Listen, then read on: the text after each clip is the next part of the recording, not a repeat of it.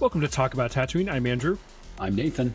And we are twin brothers here to bring you its new nerddom and give colorful commentary on our favorite subjects. Welcome to our cantina. Grab a drink and settle in as we set course for realities beyond our own. Welcome to episode 49, everybody. Today's recording date is November 4th, 2013.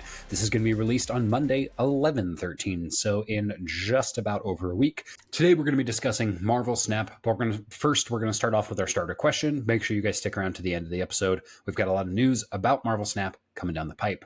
Today's opening question is, Andrew, what is your favorite all-time Snap deck and why? That is a great question, and it has really kind of gone all over the place. My favorite Snap deck of all time was Hitmonkey when he was first released, and since then, I've been getting a nerf to that deck about once a week, to Angela, to Kitty Pryde, to Hitmonkey, and he's fallen out of favor for me in a little bit. The deck I just got to Infinite for the first time with was the Hela Cheese, where you hide MODOK and Hela behind Invisible Woman.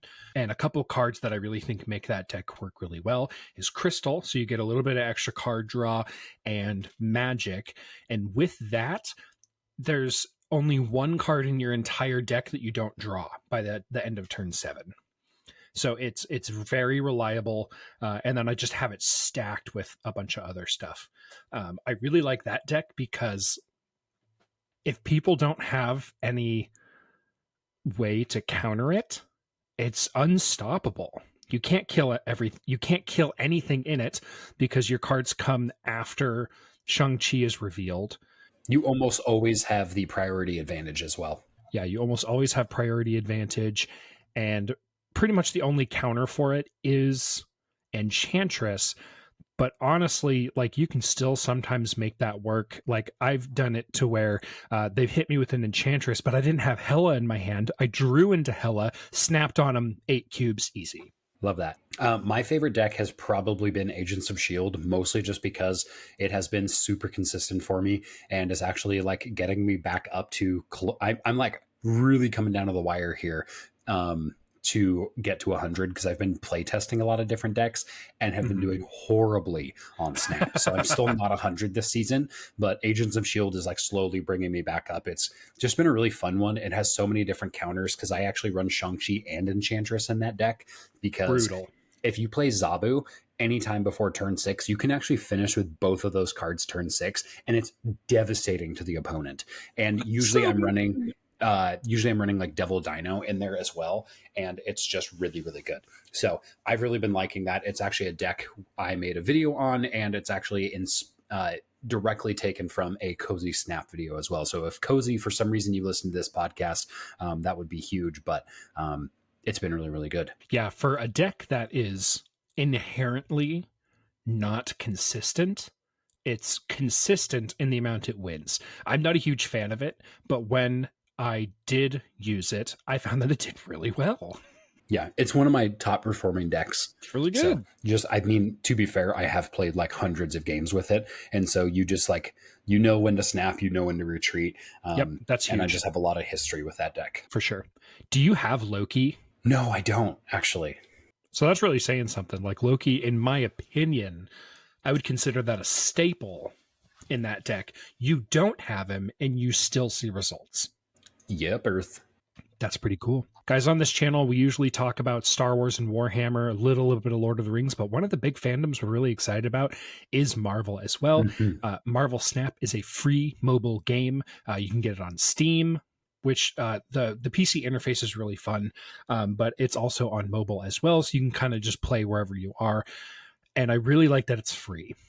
I really like how accessible this game is. If you're looking for a new mobile game, or even just like kind of a relaxed game to play on PC, I highly, highly recommend downloading Marvel Snap. 100%.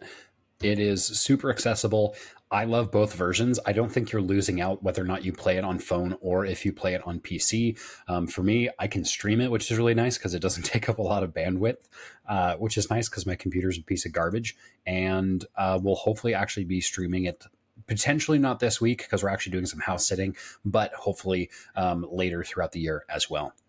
So what we want to talk about is just kind of like talk about like generally what's kind of like new in Snap, what has been happening in the last couple of months, and we have a lot of news to go over as well because they're constantly releasing cards and locations because the Marvel IP is one of the biggest IPs, which makes it a lot of fun to cover. There's so much to learn.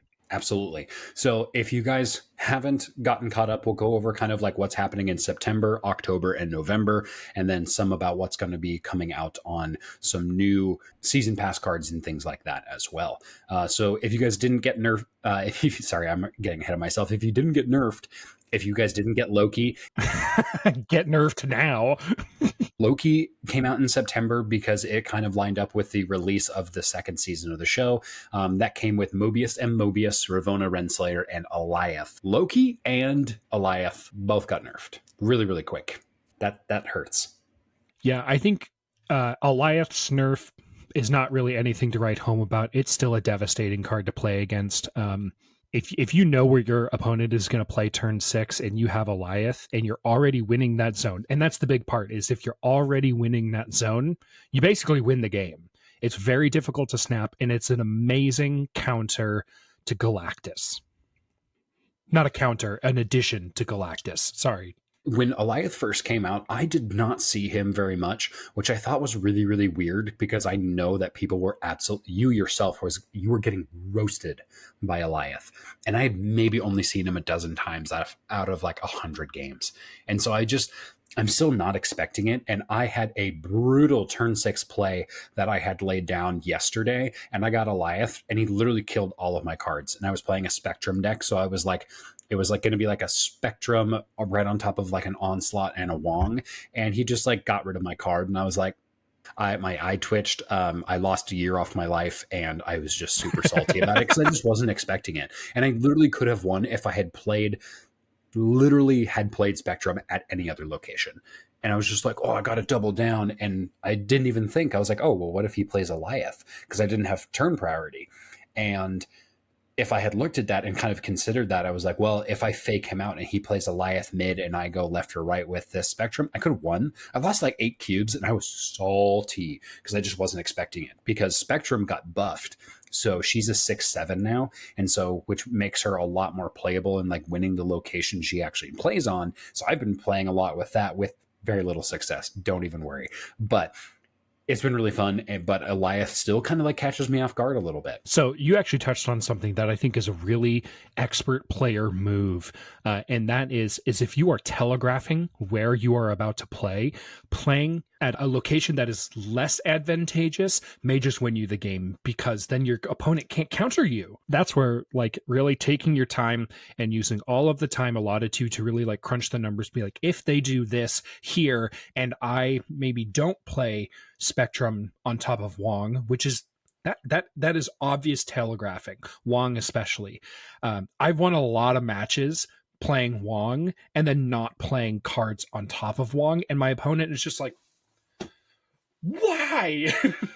I shouldn't say a lot. I've won a handful of matches doing it that way. I don't really have a Wong deck that works super well. The first deck I really, really loved was Wong, Ironheart, and Odin. I mean, that was like super fun. Yeah. Just play a bunch of other 1-cost cards on the field. Just try to like fill the board up as much as you can. Fill the board. 100%. Love that. When September came out, so as I said kind of in our opening questions, one of my main decks I was playing with was Agents of S.H.I.E.L.D. The big thing that makes that deck really, really effective is Zabu and Quinjet.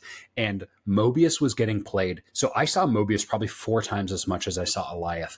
And I was just getting destroyed.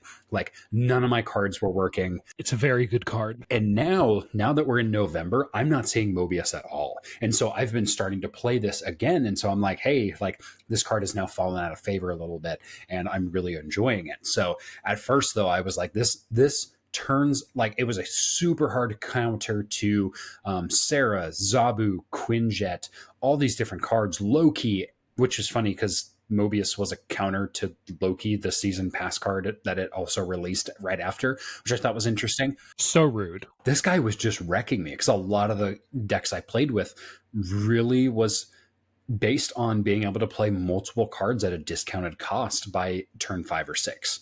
And I was just getting destroyed by Mobius. Yeah, he's really good, and I'm really glad he's kind of fallen out of favor because I still use that Hitmonkey deck quite a bit, and it really relies on bouncing cards back to my hand with Beast and then replaying them. Sometimes playing Hitmonkey more than once in a game is really effective, and he totally ruined that for me. Moving on to Ravonna Renslayer. So this card just got a buff, didn't it? I think so. Ongoing, your cards with one or less power cost one less. That's really good. There's a lot of cards. I mean, this, I'm wondering where that triggers in if you were to use that in a negative deck, you know, where it swaps the power and energy cost of cards in your deck. Does that then not? I would think that wouldn't stack. I would say it wouldn't stack. Plus, a lot of the times, if you're swapping that cost and power with Mr. Negative, you're already getting some of these cards for free. So Yeah. I'm not super worried about it. Which, interestingly enough, if we move actually back one bullet point, Mobius completely nullified negative decks because you were like, it was just. If you were playing Mr. Negative and you saw Mobius Blade, automatically retreat. Automatically retreat. Don't even worry about it. I tried out Ravonna Renslayer before she got buffed, and I was really struggling because I was hoping to be playing cards like Iron Man and Mystique and Darkhawk, and I was just trying to fit too many synergies at once. There's also some negative cards that were really, really helpful. So, for example, the Green Goblin and Hobgoblin, I was like, oh, yeah, I'm going to totally roast these guys. Like playing Green Goblin on turn 2, super fun. Playing Hobgoblin on turn 4, where the odds of them filling a location are much lower, so much fun. But on turn 5, you're like, you never know how many cards they're going to play, especially if you're playing a troll deck and you're just like absolutely just like messing with their side of the field. Playing that on turn 4 is awesome. So potentially with this buff, I'm actually excited to maybe play around with Ravonna Renslayer, but I'm going to wait a little bit because I would like my ranks to not continue to suffer. Yeah, I feel ya. Now that I'm at 100, I feel like I finished the marathon and I'm like, cool, I'm done. I need to get back into it so I can try to beat Infinite Conquest. I have a couple Infinite tickets saved up and lonely a few days to try to finish it. But like to finish an Infinite Conquest, it takes a long time. Like, thankfully, you can break it up. But even just to go through a single round of Conquest, if it's like a knockout, drag out fight and each game is only trading one cube per game, it takes forever. You're looking at it like upwards of an hour per player, and I'm like, okay, this is a game that I also play while using the bathroom and can't sit on the toilet for an hour. I got things to do. I would say an hour is a little bit exaggerated because usually if I'm going to like, so for example, your first, what is it, 4 games, you can your minimum ante is essentially 1 cube, and then once you get into game 5 it goes up to 2. So I think like the maximum number of games you can play is like 10, and these rounds are usually like 3 minutes a piece, but still half an hour on one game is too much. And so I've actually taken a step away from Conquest if I'm not streaming, because I'm like, I don't have time to do this. Like a lot of times I'll play while I'm doing like cardio, and then I'm in these matches for so long, I get distracted from like the cardio I'm doing. And I'm like, oh shoot, I've been pedaling at like two RPMs this entire time because I'm focused on my Conquest, and I haven't actually worked out for the last 30 minutes. And so I haven't been doing Conquest nearly as much. Yeah, that can be tough. That's so interesting because I will do Conquest while I'm doing cardio, and it will actually make me do my cardio for longer. So once I get in the rhythm of like how fast I'm pedaling, because I have a bike machine here at home, I stick at that tempo, and it's really easy for me to stay at that tempo. And playing Conquest actually extends my workout because I'll hit like the let's say the half an hour mark, but I'm not done with my Conquest, and I'll say I will keep pedaling until I finish. So it does the opposite, and I actually get a better workout in because I'm playing Conquest. Then we move into our October cards here, guys. This is the spooky season. I was pretty thrilled by the cards that came out. I thought this was really cool that they came out with all these like cool variants and stuff like that. We got the season pass card of Elsa Bloodstone. Super good. She did unfortunately get nerfed already, but to be fair, her power, she was too good. It was plus 3 power to any card that filled a location. So like Agents of Shield and like these bounce decks, like you were getting huge bonuses to these cards, especially if you were able to play them multiple times, like Kitty Pryde. Kitty Pryde was a huge benefit. You fill the location twice with her, and she's getting +6 power for 1 cost. As an opponent, you're like, where's she going to play? Like, you're trying to like guard all 3 locations, and that's when you start losing cubes. So I'm glad they did nerf her, but I'm also excited for her to come out because I want to add her into some of my decks, because especially if I'm running Agents of S.H.I.E.L.D., I usually end up filling multiple locations. And so I'm like, yeah, I really want this card. Yes, it's very good. It's honestly, it's a plug and play for a lot of decks. Its versatility is really good, and her artwork on a lot of them is really good. I just got both season pass variants, and I'm really happy with that. Man Thing, I have not liked Man Thing. I didn't shell out for him. I saved my collection passes or my collector keys, whatever they're called now, and I just passed on him. I was like, this isn't a good enough guy for me to want. He's too easily countered by Luke Cage, who is honestly still a staple counter in a lot of decks. Not worth it, in my opinion. I had been running that Spectrum ongoing deck, and I had been running Luke Cage in almost every single one of those decks. So I loved playing against Man Thing because I would stack my cards in that lane, and they were like, oh my gosh, this guy is like just an idiot. He's like letting me take all the points away. And I'm like, dude, I am telegraphing you that I'm about to play Luke Cage. And when you run into locations like negative zone and stuff like that, like where locations automatically reduce power, or even quantum zone, you can fill these locations, and or just be like, hey, this is my location, because you play Luke Cage there, and you're like, I can play whatever I want here because my cards aren't going to get nerfed and yours are. So I've been running that quite a bit, and I just found Man Thing to be kind of boring because like Luke Cage is so prevalent in the meta right now. Like, I think right now, in general, we have a few counter cards that are really, really prevalent. You have Shang-Chi, you have Enchantress, you have Cosmo, and you have Luke Cage. They counter most of the archetypes that are out there. Now, I would say Cosmo's probably played the least right now, mostly because Galactus has fallen out of favor. Galactus is still has its place, but it's not dominating the meta like it used to, so Cosmo's out of there as well. For some reason, nobody's playing Shang-Chi right now. It's interesting that Galactus isn't getting played, because I started the season off at 60, used Galactus, got all the way up to 90, switched to the Hella Cheese, and got to 100. I mean, I still really like Galactus. I think he's fun. You do have to be careful because he is really easy to telegraph. And he did go, I think he went from like a 6'2" to like a 6'7", and now he's a 6'5", so he is a little bit weaker.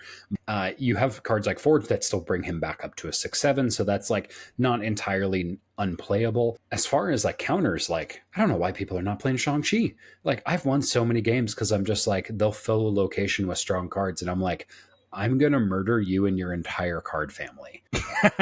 Sheesh. Oh my gosh. Yeah, I totally agree.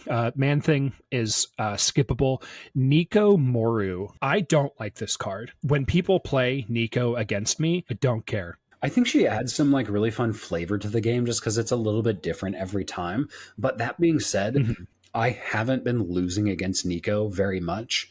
Like, I'm not seeing these big changes like Elsa has done, where they're like just stacking power and like really ramping that up. And I'm just not seeing the same effect with Nico, which is good. She's not meant to be as good as Elsa Bloodstone, right? Like, if she was as good as the season pass card, that would be a little bit broken and she would probably get nerfed. But I think she does add some like fun and variety to the game. But at the same time, I'm like, I'm not really seeing her utility right now, because like some of the stuff, she works really well in like a destroy deck or a bounce deck, because she can summon demons or turn a card into a demon, things like that. But it's like, if you are looking for an intended effect and she's cycling through her spells and it's not on the one that you want, you're like, okay, I guess I'll just wait. So I haven't really seen too much advantageous with her. I did get her via playing Agent 13 the other day, and I played her, which was kind of fun because I got some extra bonus points on one of my cards, and I was like, oh, that's fun, because she basically operates as a forge. But again, it was just like, it happened to be the spell that cycled through and it was at the perfect time, so I was able to get a lot of points on the field. So I'm kind of mid on Nico Moru. Okay, let's move on to Black Knight. I don't have a lot to say for this guy, other than the Ebony Blade is too expensive. How much is the Ebony Blade again? It's a 4 cost. So if you discard, let's say, the Infinite, sure, that's a great value, being able to play a 4 power or a 4 cost 20 power card. that's pretty good, but I just don't feel like it has a place in the discard archetype. I agree that he doesn't have a place because the discard archetype is still being dominated by the Invisible Woman, MODOK, Hela combination. Whereas if you're playing a standard discard deck and you are basically relying on not playing Hela turn 6, then you could run this guy and maybe have something that's really strong like a Giganto or a Infinite in your deck and just hope those get slashed by like Lady Sif or something like that. I think it could have a place because having something that you could play either turn 4, 5, or 6 for a lot of power can be really helpful. But if you play your cards wrong and like, hey, say you discarded a Swarm, for example, now you have a 4/3, and you're like, that feels bad. So you do have to have a lot of strategy. I think that does help because with like the updates to Blade, for example, it's not just like a discard any card. It's like discard like the leftmost card or rightmost. I don't remember which one it is. I think it's rightmost, so it's the next card the last card you drew, essentially. Yeah, so you can have a lot more control over that. But I don't have him yet, so I haven't been able to test him out and see if he's actually a good addition to the discard archetype yet. I don't like him because discard needs a lot of control to be able to really work well. When you run, I would say just kind of chaos discard, which is a lot of, so that's, just, hey, Hell Cow, discard 2 cards from your hand. Swordmaster, discard a card from your hand. Those are chaotic because it's random. I prefer the discard cards that are discard the lowest cost in your hand. That's what's her face? Colleen Wing. Oh, I love Colleen Wing and Lady Sif. And for a really good power line too. Like 2 for 4 and 3 for 5.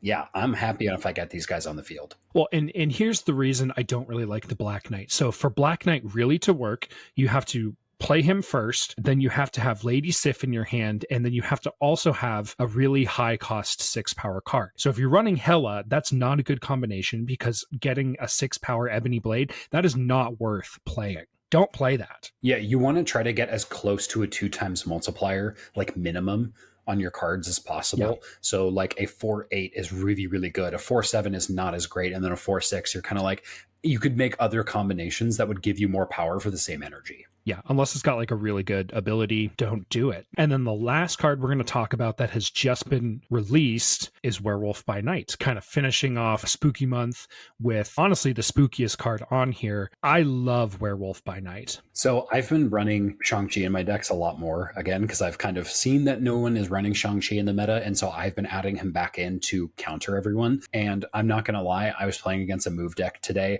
and they were just bouncing Werewolf by Night back and forth, and he landed on Shuri's Lab with like 3 other really high-powered cards, and I had priority, and I was just like, I'm going to kill your entire card family with 1 card. And I was so excited to just murder Werewolf by Night. But I can see the utility because he ramps really quick. So I think he's good. However, I'm countering him quite often with Shang-Chi. So I would say to the players who are running him, be wary of how much power you're putting on him because you can counter Shang-Chi by not getting him up to that 9 power threshold. So like beware of how you do that and when you save your cards or where you think they're going to telegraph where they're going to play Shang-Chi. So just be super careful about that. Let's see. So there's a lot of cool cards coming out soon. So the current season we're in, I should say the current season that's about to start is the Miss Marvel season. What's a better website to use? SnapFan or Marvel Snap Zone? There's a few. Snap Zone. All right. So if we are going into November here, guys, keep in mind we have 3 days left in the season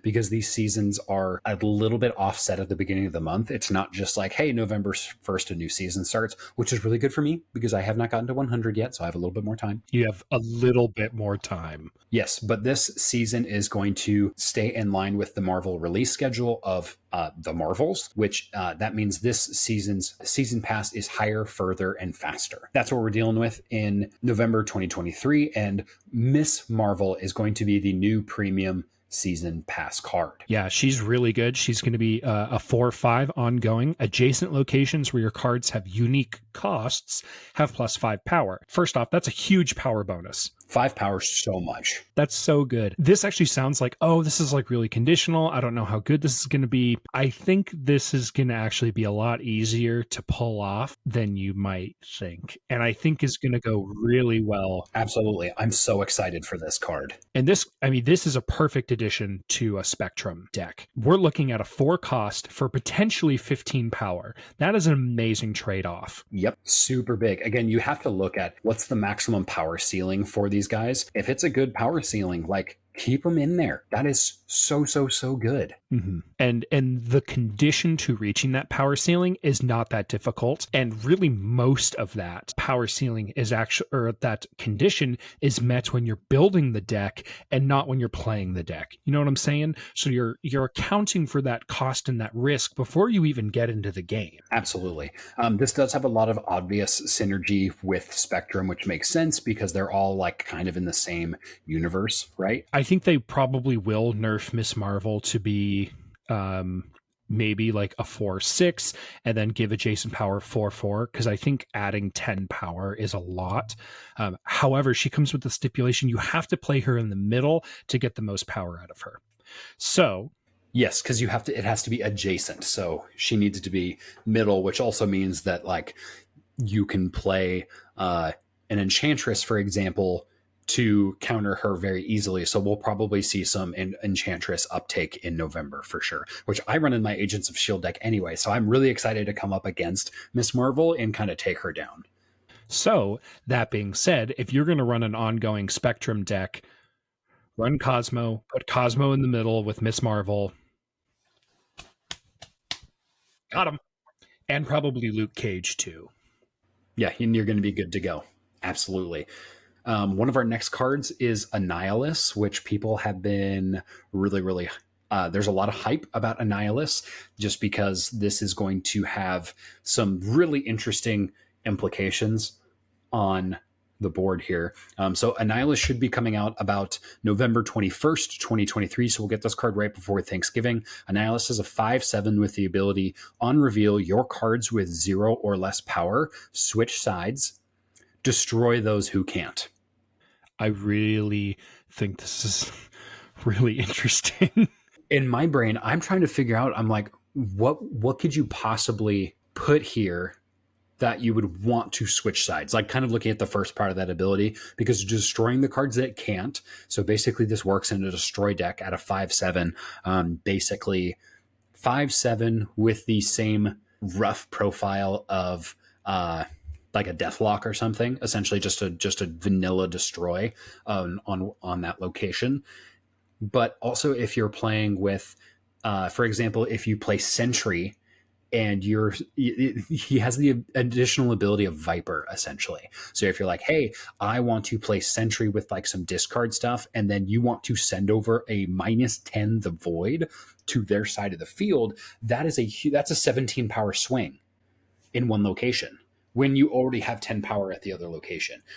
That's a little bit conditional, right? You have to really make sure that you have these cards already played. But doing Sentry turn 4, Annihilus turn 5, I'm like, oh my gosh, you could really hurt your opponent. And if you're playing on that location, and for example, you have like X23, you're going to get some extra like energy for turn 6, which is always a good thing. If you can play a 6 power cost card with another card, you're going to win that round. So I think Annihilus has a lot of potential in just trolling people. So I am really excited to see where this is going to go. I really want this card. Well, and the cost for trying to counter Annihilus. So if you see Annihilus coming after a void, a void play, you essentially have to fill up your location with cards that are above 0 power, but then they get destroyed. Sure, your opponent is stuck with that -10, but you just lost potentially every card you had there just so to avoid that -10. Unless you're playing the destroy mechanic, which you want your cards to be destroyed, which is a huge boon. Like Wolverine, X23, Deadpool, Winter Soldier. I think there's a lot of flavor on this one. I think this one's going to be pretty good. Again, with Miss Marvel being kind of coming out in some of these other guys. I'm like, I really hope we don't see a Cosmo coming back into the meta and the counter, because if somebody plays Cosmo and you're like, I'm going to send you over my void, and you're just stuck there, you're like, guess what? You're still at -3 if a nihilist doesn't go off on a void. So you got to be careful. I think this is going to be really fun, but it's going to have a huge payoff on the rounds that it works. For sure. And this actually does really well because just being able to swap cards at all can really be very beneficial in just screwing with your opponent. Because if somebody is playing something at 0 or less power, it means that it has a ton of utility otherwise, other than like the Hood. The Hood is basically the only card that I would just be like, yeah, you can have him. I don't care. But things like Mystique or Wong, devastating. This is a good card. This is a really good card. I think this could have interesting implications on our negative zone locations. So negative zone Necrotia, and I can't remember the one that only takes away 1 power. Sewer system. Sewer system, thank you. If you have cards that are in the negative, you could potentially fill up your opponent's side with those cards, because people tend to not play on those sides. And if you play that over and then you follow it up turn 6 with like a Luke Cage, for example, your Annihilus, which is a 6, 5, or 4 respectively, depending on the location, is now bumped back up, and you just filled their location with garbage cards. That's an easy win as well. Depending on how you play it, it could be really fun. Yeah, and Annihilus is getting paired with Dakin in X23. If you're going to spend all your collector keys, that's a good week to do it. Dakin is all right. Dakin, I don't know how to pronounce it. X23, though, is a staple in Destroy decks. I need it. I'm saving up for this one. If not this one, then I'm saving up for the one before it. So the Spotlight Cache before it is Gladiator, Mirage, and Loki. Did we talk about Gladiator? Not yet. If you like gambling, you're going to like Gladiator. Gladiator is a 3/7, a really, really good play, very similar to On Spec with Maximus. And the on reveal ability is add a card to your opponent's deck to their side of the location. If it has less power than 7, destroy it. Most cards have less than 7 power. You are running a really, really high chance of destroying one of their cards, which is super helpful. However, I would argue that if you run, now I know that I sound like a broken record here, but if you run Shang-Chi in this deck and for some reason they're like, hey, there's not actually a lot of cards in the game that specifically have 8 power. So if you're breaking the 7 power threshold, then you are most likely going to be able to hit it with Shang-Chi. And they're probably going to be like, haha, you're doing the work for me. And you're like, actually, your card is no longer safe because it's on the field before turn 6. Now I can destroy it. Like, there's a reason that like having priority or not is super helpful, is because you can protect your cards from cards like Shang-Chi or Enchantress or things like that because of the protection. But if like, hey, you play this turn 3 and in turn 4, you can play Shang-Chi, you're like, cool, I just eliminated your best card in your deck, for example. So I think there's a lot of utility in this one. But again, it's a little bit of gambling. And you need to be running it with something that can counter those big cards. That's a really good point. If you were to make a deck completely out of Gladiator, here's a couple suggestions I would run. First off, Zabu, because you're going to want those 4 drops to be a little bit cheaper. Zabu, Gladiator, Shang-Chi, Absorbing Man, and Doc Ock. Ooh, yeah. And then Death and Null for a turn 6 finisher, I think would be so powerful. Because destroying your opponent's cards, first off, it's so fun. One of my favorite decks to run, which is really hard to actually pull off, is the Gambit Machine Gun. Play him on Wong with either Onslaught or What's-Her-Face Mystique, and just destroy everything on your opponent's side of the field. So satisfying. Yeah. All right. Our next one confuses me greatly, and I'm very interested to see what you have to say about this. Our next one is Martyr. Martyr is a 1-cost 4-power card. Does not have the ongoing or the on reveal, but has a unique ability that says at the end of the game, move to a location that loses you the game if possible. So this is a card you want to send to your opponent's side of the field. Oh, I see what you're saying. Interesting. So my first thought was actually not like a Viper play with this. It's sending that over. But my thought was actually putting this over with a Professor X and actually locking down that location, because a 1/4 stat line is really good. Yeah, it is. It really is. Having this card being able to be played, for example, in an Elsa Bloodstone deck, where you're actually filling your locations and the card can't move, right? So you're taking away that condition so that you can have that 1/4 power, because 1/4 power is an excellent stat line. That's so good. Like that's the difference between like, so for example, if you were to like load up your locations, you could play like a murder and a Professor X on turn 6. So you could like put 7 power on that location and lock it down. So if you're like worried about something, they could do that. Or if you play murder on one location and you think, hey, she's going to go over to another location to lose me the game, play Professor X on that other location so she can't move over, right? So that gives you a lot of bit of flexibility. And then your opponent the entire time is worrying like, oh shoot, what are they going to do with that 1/4, right? So keep in mind, this is going to be easily countered by things like Killmonger because she is in that 1 cost category. I think she could be really fun. I think that the dev team is coming up with some really, really creative ways on how to play this game. And I am continually impressed because at first I looked at this and my immediate gut reaction was, boo, it's so bad. And then I realized, no, there's ways where you could plug this into different decks and really do some damage. I'm excited to see what people are going to do. That brings us all the way through. We caught you up on September and October and the cards coming up from there. There's a lot happening with those because new cards typically get nerfed a lot. They get nerfed, after people play them a lot because they're so popular. They get a lot of play testing. We walked you through November as well. It is a really good time to get into Marvel Snap. The game is going really, really strong. It's been out for over a year now. It's been winning some awards. Like this game is on fire right now. It's just one of the best games. I mean, it's like, oh, it's a mobile game, it's not that good. It's like, no, it's a good game. It's really good. Absolutely. Ladies and gentlemen, I don't know if you guys have noticed, but I opened up my Prime and Invincible Season 2 is out. I don't know when that happened, but I watched the first episode yesterday, which was November 3rd, and I was like, this is so good. Maybe we'll do an episode review on Invincible if you guys want us to do that. We love superhero stuff over here, and Invincible is like super gritty and fun. Oh, we love it. Oh, it's so good. Absolutely. We've also got some other stuff coming around here, guys. I don't know about you guys, but being a nerd in like November and December is always really exciting.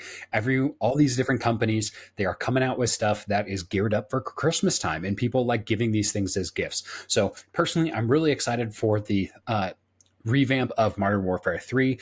I am really excited now that I have a newer Xbox to actually play some newer first-person shooters with just that awesome graphics. And again, Modern Warfare 3, the original, was like one of my favorites. It was so good. I played the crap out of it. As somebody who doesn't have time to game a ton, I think I actually prestiged multiple times on Modern Warfare 3, and that is a big deal for me because I actually don't. I only spend maybe like 30 to 45 minutes, an hour if I'm really pushing it on gaming like per day. It's pretty low. It did come out when we were in high school. Yeah. So I'm really, really excited about this. So 10 years later, I'm really excited to see what they're going to do with the revamp. Super excited. I'm not buying it though. As I mentioned in our previous episode, it is forbidden in our family to buy new things for yourself in November and January because we are buying gifts for each other. No good. We've also got Echo, which is going to be coming January 10th. It is rated TV MA, which means it's probably going to be on par with Luke Cage, Daredevil, Jessica Jones, Iron Fist, like all these different shows. And I think we're going to get some really, really cool content out of Echo. I know almost nothing about Echo, so I'm super excited for them to build the lore of a new character, build the story, and I'm super excited for that to come out. Yeah, we'll have to do a little bit of a lore deep dive before Echo comes out. FYI, being TVMA and it's getting released on Disney Plus, you have to specifically go into your settings to enable this to even show up because Disney Plus is a family network. And this is, I think, no, that's not true because the Marvel's Defenders series is also on Disney Plus. It's some of the only R-rated / TVMA content on the entire platform. It's extremely good. I didn't watch Jessica Jones. It's real dark. It's real dark. Punisher took me a long time to get through because it's so violent. Daredevil is some of the best superhero cinematics I've ever seen. The fight choreography it's top notch. I mean, it's like blew my socks off. Let's see. The other thing I want to talk about real quick, by the time this episode airs, the Marvels movie will have released last Friday. Without spoiling anything, get in the comments, give us a rating 1 out of 10, what you guys thought. Again, no spoilers. If you spoil part of the story, one, I will be upset with you because I probably will not have seen it by then. I don't have my AMC Stubs A-list or whatever anymore because we don't really live near a theater, so it's not as much of a priority for us anymore. I do want to see it with my wife, though. Please don't ruin it for me.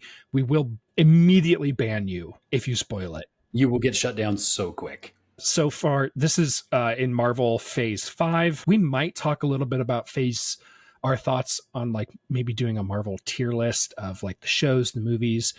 Phase 4, in my opinion, was really weak. So I'm really excited for Phase 5 to be better. Phase 4 felt like a lot of quantity over quality. So I'm hoping the Marvels is a lot better. And the other movies we've seen so far in Phase 5 have been Loki Season 2, Guardians 3, and Ant-Man Quantumania. And then we're still waiting on Captain America Brave New World. We already talked about Echo. That's going to be in this phase. And then we're also waiting on Blade. Blade is an interesting place. It's supposed to release 2025. However, there's been some stories going around that Mahershala Ali, who's playing Blade, has had some creative differences on how they're portraying the character in the script. And so early on, they were reporting that like he left the show. I don't think that's true. I think he almost left from what I can see now. So they might be doing some rewrites. I'm not really sure. But if it's not true to the character, I mean, we don't want bad movies.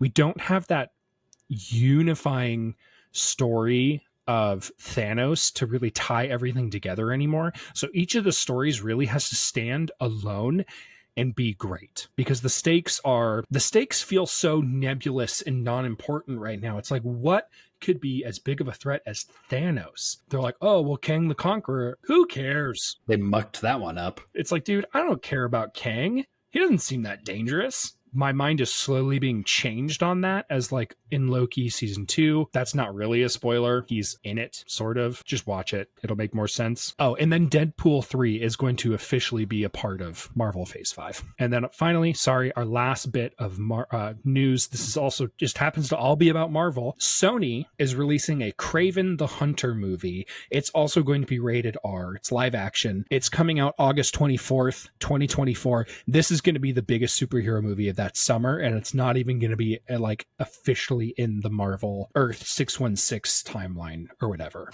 It's going to be its own thing, and it's going to be amazing because the trailer knocked my socks off. Absolutely. With that here, guys, thank you guys all for watching so very much. Every single one of you is amazing. Leave us your theories of what you guys are think is going to happen with like new cards in Marvel Snap, the upcoming like Marvel releases, or like the ones that we have going on right now. We are going to be doing an episode on Loki Season 2 here very, very soon. So make sure you guys hit all those notification bells so you guys get updated on that. If you guys are fans and want us to cover different subjects, you guys want us to do lore on different superheroes, let us know. We would love to do that.